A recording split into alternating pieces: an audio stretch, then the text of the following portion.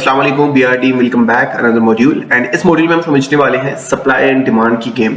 ये बहुत ही बड़ी गेम है जो आपकी रियल लाइफ में भी आपके साथ यूज की जाती है और आपको इसके बारे में पता ही नहीं है। और ये बहुत ज्यादा इंपॉर्टेंट है, आपको पता होना चाहिए कि सप्लाई डिमांड किस तरीके से काम करती है। अगर आप एज ए एंटरप्रेन्योर है, ऐसे बिजनेसमैन है या जो भी है ना, आपको सप्लाई डिमांड के बारे में पता होना चाहिए। आप जॉब पर्सन है, हाउस वाइफ है, जो भी है, आपको इस चीज के बारे में तो लाजमी पता होना चाहिए दैट सप्लाई डिमांड एक्चुअली काम किस तरीके से करती है।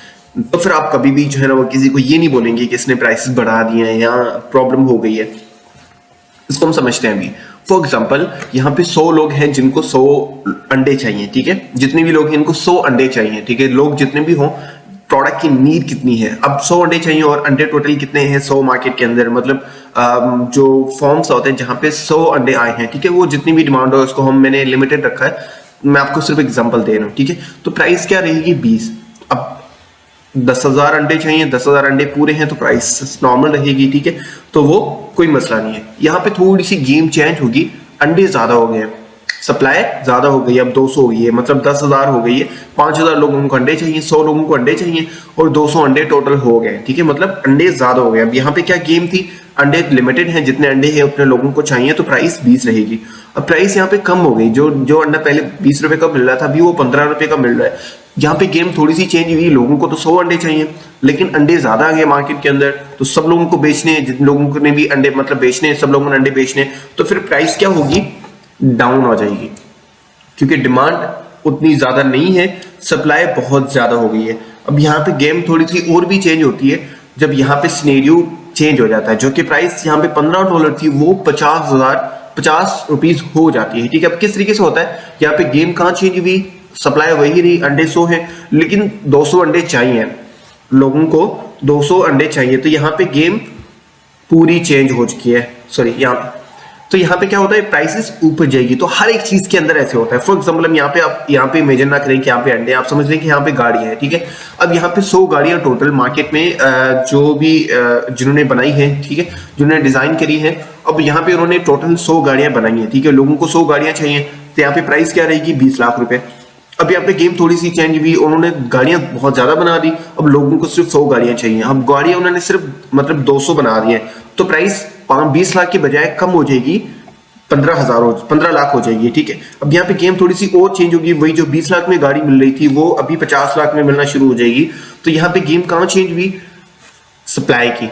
अब सप्लाई उन्होंने कम कर दी और डिमांड वही है, 200 लोगों को गाड़ियां चाहिए लेकिन डिमांड सिर्फ 100 है। अब उन्होंने सप्लाई सिर्फ 100 मतलब गाड़ियां सिर्फ 100 बनाई है और 200 गाड़ियां चाहिए, तो अपनी प्राइस क्या बढ़ा देंगे कि जिनको ज्यादा इंपॉर्टेंट है, जिनको ज्यादा चाहिए वो होगा। अब इसका रियल लाइफ में एग्जांपल देंगे, अंडे भी ऐसे इसी तरीके से होते हैं। हर एक चीज जो भी आप चीजें सब्जी यूज करते हैं, फॉर एग्जाम्पल अगर आप देखेंगे कभी कभार आपको टमाटर की प्राइस कम दिखेगी, 10 रुपए में भी मिल रहे होते हैं, कभी कभार आपको 200 से 500 रुपए तक भी देखने को मिलते हैं।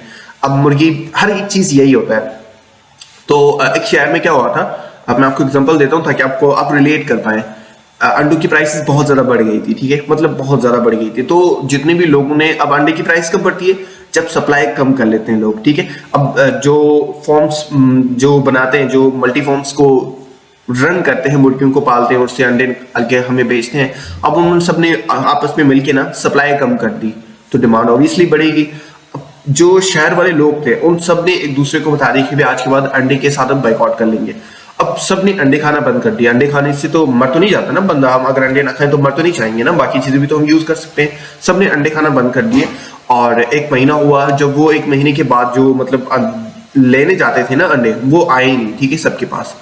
अब जब वो देखा कि कोई आ नहीं रहा तो उन्होंने खुद अपनी गाड़ियों में अंडे रखे और उनको देने चले गए। जब शॉप्स वालों के पास वो गए तो उनका हमें अंडे नहीं चाहिए, जो पहले पड़े हुए हैं वही नहीं पिक रहे, और बहुत बड़ी प्रॉब्लम हो गई उनके साथ और उन्होंने लिए नहीं। अब उन्होंने क्या किया, सेम प्राइस कर दी, सप्लाई मतलब पूरी कर दी उन्होंने यहाँ पे कि भाई हम सप्लाई पूरी कर देते हैं, लेकिन उन्होंने डिमांड कम कर दी। लोगों ने फिर भी नहीं लिए, ठीक है। लोगों ने कहा कि भाई हम अंडे नहीं खाने वाले, हमें चाहिए नहीं अंडे, ठीक है। उन्होंने अगेन मीटिंग की, अगेन देखा कि भाई ये तो बहुत बड़ी प्रॉब्लम हो गई है, तो उन्होंने क्या किया, प्राइस और कम कर दी, ठीक है। डिमांड बढ़ा दी, मार्केट के अंदर अंडे दे दिए, प्राइस और कम कर दी, तो डिमांड सेम हो गई और वो सेम सिनेरियो बन गया था। अगर आप इसको अपनी आप से रिलेट कर पाएंगे तो आपका आइडिया हो जाएगा। जितनी भी चीजों की प्राइसेस बढ़ती है, फॉर एग्जांपल हम सिविक कार की बात कर लेते हैं, अब उसकी प्राइस क्यों बढ़ी, मतलब पहले अगर हम देखें तो 44 लाख रुपीस थी स्टार्टिंग में एंड नाउ 1 करोड़ से भी ऊपर जा चुकी है। क्यों? क्योंकि लोगों ने उसको लिया है, मतलब ज्यादा लोगों को चाहिए वो, और उसकी डिमांड एक ही है, ज्यादा बड़ी है, सप्लाई एक जैसी ही है, तो ये सब चीजें यहाँ पे यूज होती है। हम यहाँ पे पिक्चर के जरिए एक और तरीके से हम यूज करते हैं, इसको समझने की ट्राई करते हैं। अब इसके पास टोटल सप्लाई लिमिटेड है, ठीक है। अब और उसके बाद क्या होता है, अब इसकी डिमांड जो है ना वो कम होती है और सप्लाई ज्यादा हो जाती है, मतलब इसके पास जो भी चीज है वो ज्यादा हो जाती है। टमाटर है, इसके पास टमाटर बहुत ज्यादा आ गए हैं, बहुत से लोग टमाटर बेच रहे हैं, बहुत ज्यादा हो गए, और डिमांड कम है, तो प्राइस क्या होगी, कम हो जाएगी, ठीक है। अब यहाँ पे सिनेरियो चेंज होता है, जब डिमांड बढ़ती है और सप्लाई कम होती है, तो यहाँ पे प्राइस ऑटोमेटिकली ऊपर की तरफ जाती है। दोनों चीजें एक साथ होते हैं, जब सप्लाई अगेन ज्यादा हो जाती है और डिमांड कम हो जाती है तो प्राइस नीचे आ जाती है। अगेन सिनेरियो जब डिमांड ज्यादा होती है और सप्लाई लिमिटेड होती है तो फिर ये प्राइसेस ऊपर जाती है। ये हर जगह पे होता है। अब हम मार्केट के अंदर किस तरीके से देखेंगे, बिटकॉइन के अंदर भी ये सब चीजें किस तरीके से देखेंगे, इसको अभी हम समझते हैं। सेम सिनेरियो, यहाँ पे जो सप्लाई है वो लिमिटेड है बिटकॉइन की। अगर हम यहाँ पे टोटल सप्लाई देखेंगे तो यहाँ पे 21 मिलियन बिटकॉइन टोटल, यहाँ पे जो सतोशी नाकामोटो उसने 21 मिलियन बिटकॉइन बनाए कि भाई इससे ज्यादा बिटकॉइन नहीं है। बिटकॉइन की जो कॉइन्स है, जो टोटल कॉइन्स हैं बिटकॉइन के, वो सिर्फ 21 मिलियन है, ठीक है। अब यहाँ पे जब स्टार्टिंग में लोग आए, लोगों को बिटकॉइन चाहिए होता है, तो प्राइसेस जो स्टार्टिंग में 2009 में प्राइस $1 भी नहीं थे। $1 में आपको 7 से 8 बिटकॉइन आ जाते थे, क्योंकि लोगों को बिटकॉइन चाहिए ही नहीं था। अब उसके बाद प्राइस थोड़ी सी ऊपर गई, $300 पे गया बिटकॉइन, जब लोगों को बिटकॉइन चाहिए था, ठीक है। उसके बाद ओवर प्राइस ऊपर गई, जब 3000 पे बिटकॉइन आया था और लोगों को बिटकॉइन चाहिए था। अब वहां पे सिनेरियो और चेंज हो गया, जो बिटकॉइन की वॉलेटिलिटी, लोग बहुत ज्यादा उसको पसंद करने लगे, क्योंकि इसका ये डिसेंट्रलाइज स्मार्ट कॉन्ट्रैक्ट सारी चीजें जब लोगों ने देखी, न्यू टेक्नोलॉजी, और ये काफी अच्छे से ग्रो हो रहा है, तो बहुत ज्यादा लोगों ने इन्वेस्टमेंट कर दी, ठीक है। और बहुत ज्यादा वॉल्यूम, बिलियंस ऑफ डॉलर्स जब लोगों ने इन्वेस्ट किए, तो उसकी प्राइस क्या हुआ, डिमांड बढ़ गई, प्राइसेस बढ़ जाती हैं। जब डिमांड ज्यादा होती है, सप्लाई लिमिटेड है। सप्लाई तो वही है ना जो 2009 में थी 21 मिलियन, अब 2017 में भी, 18 में भी ऐसी थी, 21 में भी ऐसा ही थी, लोगों ने लेना शुरू कर दिया, ठीक है। अब यहाँ पे एक और सिनेरियो बना था, अगर आप देखेंगे बिटकॉइन 2022 में नीचे आया था, जो कि मैं यहाँ पे ऐड नहीं किया, मैं आपको वैसे ही बता देता हूँ। जब बिटकॉइन $69,000 से नीचे आया, अब वहां पे नीचे क्यों आया बिटकॉइन, अगर हम देखेंगे बिटकॉइन नीचे क्यों आया, क्योंकि लोगों ने देख लिया कि बिटकॉइन नीचे जाएगा, या जो भी उन्होंने सोचा, लोगों ने बिटकॉइन बेचना शुरू कर दिया। इतने लोग जब सेल करेंगे और इतने लोग खरीदने वाले होंगे तो प्राइसेस नीचे जाएगी। आप समझ रहे हैं बात को, जब ज्यादा लोग सेल करने वाले होंगे उस चीज को, या उनको नहीं चाहिए बिटकॉइन को, बेचेंगे, वो अपना उन्होंने प्रॉफिट बुक कर लिया है कि भाई इस प्राइस में मैं बिटकॉइन बेच रहा हूँ, नीचे जब आएगा तो मैं गेन ले लूंगा, अभी नहीं चाहिए मुझे बिटकॉइन, तो वो सब लोग बिटकॉइन को बेचते हैं। जब वो बिटकॉइन को बेचते हैं तो प्राइसेस ऑब्वियसली डाउन होती है, ठीक है। और वहां पे लोग ले रहे होते हैं, तो जब लेने वाले कम होते हैं, सेल करने वाले ज्यादा होते हैं, तो बिटकॉइन की प्राइस ऑटोमेटिकली नीचे आती रहती है। और ये सर्कल चलता रहता है जब तक आप उसको जब तक वो प्राइसेस नीचे नहीं आ जाती, उस लेवल पे नहीं जाती। उसके बाद अगेन जब लोग देखते हैं, इंस्टीट्यूशनल इन्वेस्टर्स, सब चीजें आती हैं। अब जब आप लोग सेल कर रहे होते हैं, अब जब देखें अभी बिटकॉइन 16-17,000 पे था, तो जितने भी जो न्यू इन्वेस्टर्स थे उन्होंने पैसे निकाल दिए अपने कि भाई यहाँ से तो और भी नीचे जा सकता है, मेरी तो पूरा पोर्टफोलियो जीरो हो गया, क्योंकि उन्होंने 69,000 या $50,000 पे लिया था, जहां पे हम बेच रहे थे, ठीक है। मैंने तो अपने बिटकॉइन सारे बेच दिए। तो सब लोग ये करते हैं, सबको अपना प्रॉफिट बुक करना है और निकलना है मार्केट से, और अपना आप समझ लें कि एक तरीके से बिटकॉइन उनको सस्ता चाहिए। तो जब आपको पता होता है कि अभी ये प्राइस नीचे जाएगी इसकी, तो आप उसको ऑब्वियसली बेच देंगे। गोल्ड भी इस तरीके से काम करता है।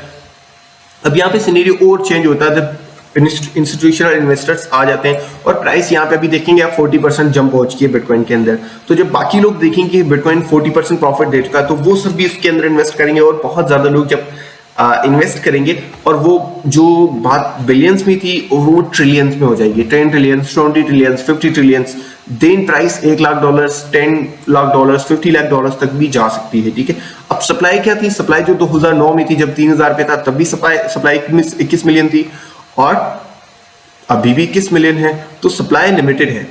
इससे साबित होता है कि बिटकॉइन की प्राइस इन फ्यूचर जितना जाएगी ऊपर ही जाएगी, अगर नीचे आती भी है तो अगेन ऊपर चली जाएगी, क्योंकि सप्लाई लिमिटेड है, ठीक है। तो आप क्रिप्टो करेंसीज के अंदर जितने भी प्रोजेक्ट्स हैं जिसके अंदर आप इन्वेस्ट करना चाह रहे हैं, तो सबसे पहले आपने कॉइन मार्केट कैप के ऊपर जाना है और उसकी टोटल सप्लाई देखनी है, ठीक है। और सप्लाई के साथ लिखा होता है लिमिटेड या अनलिमिटेड, ठीक है। एक और ऑप्शन भी वहां पे आपको आ रहा होता है, लिमिटेड सप्लाई या अनलिमिटेड सप्लाई। यहाँ पे अनलिमिटेड सप्लाई होना, उस प्रोजेक्ट के ऊपर आपने इन्वेस्ट करना ही नहीं है। अगर आप कर भी रहे हैं तो बहुत थोड़ी सी अमाउंट कर दें, क्योंकि वो सप्लाई कभी भी बढ़ा सकते हैं। बहुत सारे कॉइन्स बना के वो मार्केट के अंदर फेंक सकते हैं, ये चीज पॉसिबल है। तो वो जो प्राइसेस है वो ऑटोमेटिकली, जैसे मैंने आपको समझाया ना, डिमांड तो वही है ना, वही लोग जितने लोग पहले बाय करें वो बाय करें, लेकिन उन्होंने प्राइसेस जो उन्होंने सप्लाई है वो बढ़ा दी, सप्लाई ज्यादा कर दी। अगर किसी भी प्रोजेक्ट के अंदर फॉर एग्जांपल 1 बिलियन कॉइन्स है टोटल, ठीक है, उन्होंने 1 बिलियन कॉइन्स और बना के मार्केट के अंदर फेंक दिए। लोगों को तो 1 बिलियन ही चाहिए था, उसी में ही वो ट्रेड कर रहे थे। अब वो जब सप्लाई बढ़ जाएगी तो ऑब्वियसली प्राइसेस नीचे आ जाएंगे और आपकी जो भी इन्वेस्टमेंट है वो आपकी फंस जाएगी। ऐसे बहुत बार हुआ है, बहुत सारे प्रोजेक्ट्स में लोगों ने किया है, उन्होंने प्राइसेस को ऊपर नीचे किया है, सप्लाई ज्यादा कर दी है, फिर डिमांड ऑब्वियसली उसकी ज्यादा से कम हो जाती है। एंड कुछ प्रोजेक्ट्स जो अच्छे होते हैं, जैसे हम पोल्काडॉट की बात कर लेते हैं। पोल्काडॉट अभी आप सब न्यू है तो आपको नहीं पता होगा, बट जब पोल्काडॉट का आप पूरा डेटा देखेंगे तो ऑल टाइम उसका बहुत ऊपर है, ठीक है। तो पहले उसकी प्राइसेस बहुत ज्यादा ऊपर थी, $500 $300 से भी बहुत ज्यादा ऊपर जा रही थी, ठीक है। तो उन्होंने क्या किया, जो सप्लाई है उसको बढ़ा दिया और हमें प्रोजेक्ट्स में जो कॉइन्स है वो ज्यादा दे दिए, ठीक है। अब उन्होंने हमारे सब कॉइन ले लिए और जो भी कॉइन्स हमारे पास थे उससे डबल कॉइन्स हैं, जो डॉलर्स प्राइस चल रही थी उस टाइम, उन्होंने सारा कुछ प्लान करके, उन्होंने कोई स्कैम नहीं किया, उन्होंने मतलब हमें बताया कि हम अपनी सप्लाई को कुछ कम कर बढ़ा रहे हैं क्योंकि हमें सप्लाई ज्यादा चाहिए। तो उन्होंने सप्लाई बढ़ा दी और हमें कॉइन्स ज्यादा दे दी, ठीक है। तो अगर आप ये चीज कर सकते हैं तो ये भी अच्छा है। अगर कोई प्रोजेक्ट अपनी सप्लाई बढ़ा रहा है तो वो उतनी प्रोजेक्ट्स उतने कॉइन्स आपको एक्स्ट्रा देगा, क्योंकि आपने अगर इन्वेस्ट किया हुआ $100 और अपनी सप्लाई बढ़ा देते हैं और उसकी प्राइस कम होती है, क्योंकि जब उन्होंने प्राइस बढ़ाई तो पोल्काडॉट की प्राइस बहुत कम हो गई, $3 से $4 जाके रहेगी, लेकिन हमारे पास कॉइन्स उतने ही थे। हमारे पास जो फॉर एग्जाम्पल अगर मैंने $50,000 इन्वेस्ट किए तो मेरे $50,000 पूरे हैं। जब पोल्काडॉट $50 पे गया था, $54 पे गया था, तो मेरी सप्लाई, मेरी जो प्राइस है वो उस हिसाब से, मेरे जो रिटर्न मिलने थे मुझे वो उतने ही मिले, परसेंटेज मेरी उतनी ही बनी थी। तो सप्लाई डिमांड इसी तरीके से काम करती है। मैंने आपको एग्जांपल दे दिया पोल्काडॉट, अब वो भी आप जाके चेक कर सकते हैं ताकि आपको आइडिया हो जाए कि सप्लाई डिमांड। अब उसकी प्राइस $300 पे थी, अब उन्होंने जैसी सप्लाई बढ़ा दी, हमें कॉइन्स ज्यादा दे दिए, लेकिन उसकी प्राइस बहुत कम हो गई, ठीक है। तो ये हर जगह पे होता है और बिटकॉइन के अंदर भी ऐसे ही होता है। जब आप देखेंगे कि कभी मार्केट ऊपर जा रहा है, कभी नीचे जा रहा है, कोई भी प्रोजेक्ट, ये पूरी गेम है ही सप्लाई डिमांड की, ठीक है। जितनी भी साइकोलॉजी है, लोगों की जो थिंकिंग प्रोसेस है कि अभी बिटकॉइन ऊपर जाएगा, सब लोग इन्वेस्ट करते हैं तो ऊपर जाएगा। जब लोग सोचना शुरू कर देते हैं कि बिटकॉइन नीचे जाएगा और वो सेल करते हैं, और इसलिए बिग वेल्स भी सेल करती हैं, तो फिर बिटकॉइन नीचे आता है, ठीक है। बाकी सप्लाई लिमिटेड रहती है, तो इसलिए हम ये समझते हैं कि लॉन्ग टर्म में बिटकॉइन ऊपर ही जाएगा। आई होप आपको समझ आ गया होगा सप्लाई डिमांड। बाकी है कि आप खुद थोड़ी सी रिसर्च करें, सप्लाई डिमांड के बारे में समझें और उसको प्रैक्टिस करें। थोड़ा सा आप इसके लिए अलग से टाइम निकालें ताकि आपको एक्चुअली में समझ आ जाए कि टोटली किस तरीके से काम करता है। थैंक यू सो मच, मिलते हैं नेक्स्ट वीडियो में।